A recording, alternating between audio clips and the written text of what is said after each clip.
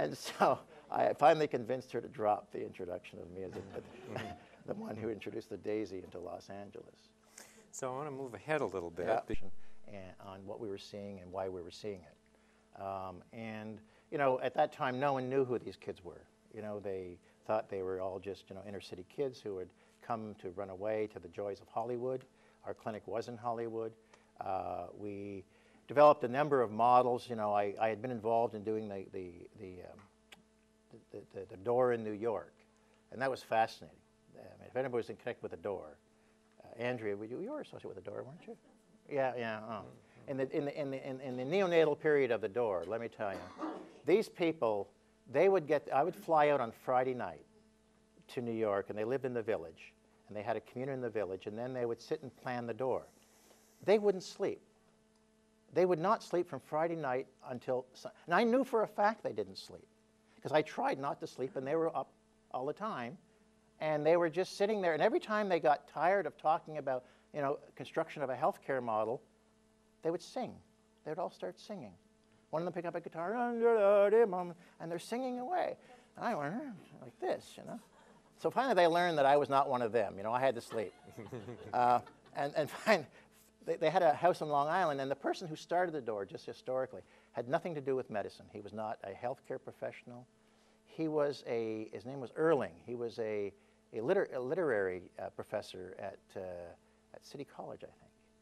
And he died of a heart.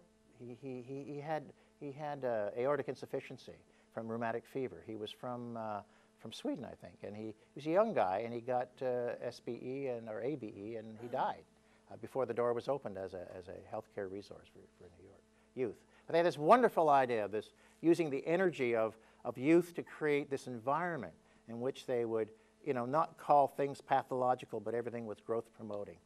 And I thought, you know, in Los Angeles, we need to do the same thing. But in no way in Los Angeles could you do that in a city block, because Los Angeles is a whole different geography. And you talk about syndicating. I want to make sure that you comment on that, too. Yeah, syndicating, when I say syndicating, I mean of taking a group of agencies or a group of individuals who have like vision and like premise as to the population you're dealing with. In other words, it would be hard to syndicate a behavioral psychologist with a therapeutic psychoanalyst, because they have two different visions of what they're looking at when they see the individual. It would be hard to take almost a surgeon and a psychiatrist and see them look at the same patient and have the same kind of view of what they're looking at. And so when you go to agencies, you see that one agency has a family focus, another agency has an overnight bed focus, another agency, you know, has a punitive focus, the juvenile justice system, and you have to syndicate them so that there is a commonality of focus and of concept and of belief. And so I thought, if we're going to have a door in Los Angeles, what we need to do is network a bunch of agencies together. And we would syndicate them in their belief system. And the way we did that was that we had, you know, this is a time of very little knowledge about adolescents. We would have seminars at the hospital on Tuesday mornings for 3 hours, 4 hours, give everybody their credits that they needed because we were, you know, an academic institution. And they would come in and they would talk about things like gay youth. Ooh, that was a dangerous subject. But they would come in because they were working with gay youth, but they had no idea of what was going on with these young people, what their risk profile was, how to create an environment where they can talk about the issues that were important to them. And so we built this, we built this with the Robert Wood Johnson money, the money that the Robert Wood Johnson, and that's a very interesting story in and of itself, because Robert Wood Johnson had never, ever given money to anything less than the geriatric age group. They had, you know, and because the majority of their board were people who fell asleep at board meetings. You know? They were old people who were just there on the board. And when someone suggested they give money to youth, there was great opposition to that. Ruby Hearn was our liaison with the board. And she told me there was great opposition to that, to give to these young rapscallions money but they did it. And at that time, because of the success of that, where they awarded nine awards across the country to look at risk and at-risk youth, it really gave them an opportunity to begin to invest in the future. And as you know now, the Robert Wood Johnson Foundation makes a major contribution to the monies that go to young people. And that was their pivotal point, was at that point when they put it in 1982 into high-risk youth programs around the country. And they were afraid of being criticized for it. They're afraid of the same things I was being criticized for in Montreal, that they would be encouraging abortion, they would be supporting a change in their young people not to be related to family and all that. But it turned out not to be so, and it was really a feather in their cap. So we took that money and we developed our community program. And as we developed that, people began coming from all over the U.S. to see what we were doing. And actually, you know, we had legislators coming from Chicago and from around. They all wanted to sort of somehow get an idea of how to deal with these young people who were increasingly appearing on their streets. And, you know, we shared our model. And then internationally, they became coming internationally to see what we were doing. And then one day, I had the visit from the World Health Organization. And they asked me whether I would become a consultant to the World Health Organization. And I did. And I helped with their street youth project where they were dealing with 20 million young people who were displaced on the streets of the developing countries of the world. And that gave me a more global view. I realized that, golly, you know, what we had done very pedantically and and it was done out of the need my desire to educate residents in the hospital who were seeing a very limited view of adolescents, to get them out into the community. Now here I was, you know, being asked to provide some kind of input in this global health initiative of the World Health Organization to address the needs of young people internationally, and especially in developing countries. 70% of young people live in developing countries. They don't live in the US or UK, and they have a whole other set of needs. And how do you get physicians to be sensitive there? And that took me into a whole global and Herb Friedman. And Herb Friedman was my mentor there, and we worked closely together, putting together a sexuality program and putting together, you know, substance abuse and how to teach physicians. What do you need to teach physicians? And what do you teach a physician who has 4 minutes with a patient? I mean, we complain about having 15 minutes. They had 4 minutes with a patient. That's all they had. And their resource was often just their pen and pencil. That's all they had. They didn't have much in the way of drugs. You know, if they did have the drug, it was probably Corguard or something for an adult population. Nothing much in the way of antibiotics.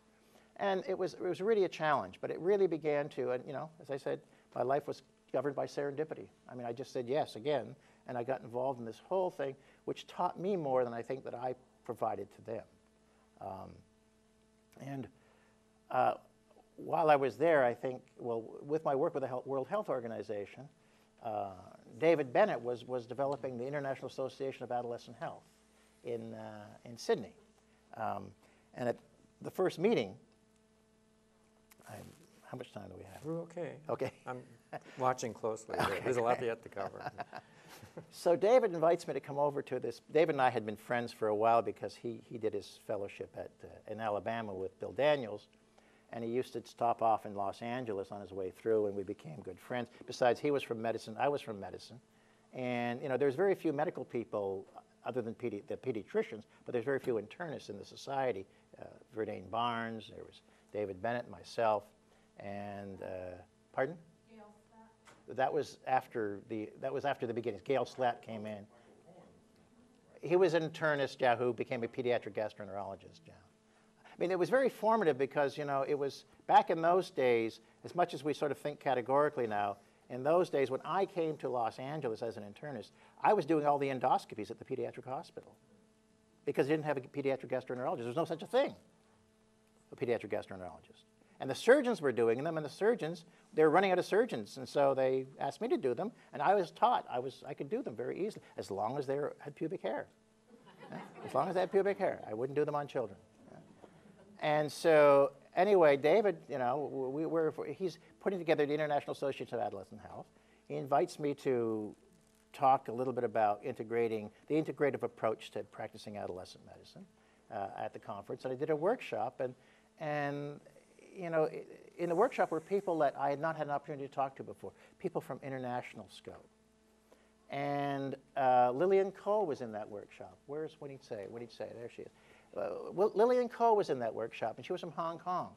And she really liked, Lillian Cole was a pediatrician who was at Queen Elizabeth, and she transitioned to go into private practice as a behavioral pediatrician.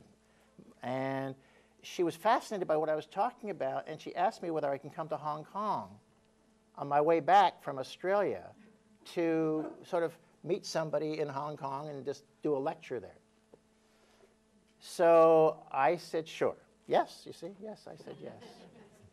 And so I changed my reservations, and instead of flying from Sydney to LA, I flew Sydney to Hong Kong. And I said to Lillian, well, what's the problems with adolescents here? When was your first conference? What year was that? It was 87. And she said, well, we don't have too many problems with adolescents here, but I think people really need to know what the problems could be. And I said, well, do you have any drug problems? No, we don't have drug problems. Do you have any teen pregnancy? No teen pregnancy. No. Do you have any, STI? No STIs. There's no problem. So I addressed, I can't remember the group that I addressed, but I got up and I talked in general principles of the unique needs of adolescents. And after that talk, people would come up to me and say, what you're saying is really true. We have that problem. We just don't talk about it. We just don't talk about it. And when teenagers get pregnant, they get married. So you have no teenage pregnancy. They're now a married couple. And I said, oh, that's good to know. So anyway, then I got invited back to Hong Kong. And then this is an interesting part of the story, because I got back to Hong Kong to sort of help them, again, syndicate an approach to adolescents in Hong Kong. Well, one time when I was in Hong Kong, I got a phone call that a delegation of physicians was going to Guangzhou, China, when Guangzhou was just opening up as a free enterprise zone, and said, one of our physicians had to back out. You're in Hong Kong. This was through one of my fellows, actually. One of my fellows was a friend of the public relations person at the LA County Medical Association, who then called me, and he said, oh, my boss is in Hong Kong. Maybe he'll go over to China for you. So anyway, I said, yes, I'd go. So I remember getting on this boat and going up the Pearl River. And it was one of these surf boats that go above the water. And you're sitting there and you're just, I thought, this is fabulous. I don't care whether I ever get there. This is fun. So I got there, but as soon as I got into communist China, I had all of these videos and trays of slides that I had used during my time in Hong Kong. They confiscated them all. They took them all. And I think, hold it. This is my life, They've taken all my slides, all those big video cassettes you used to carry and show.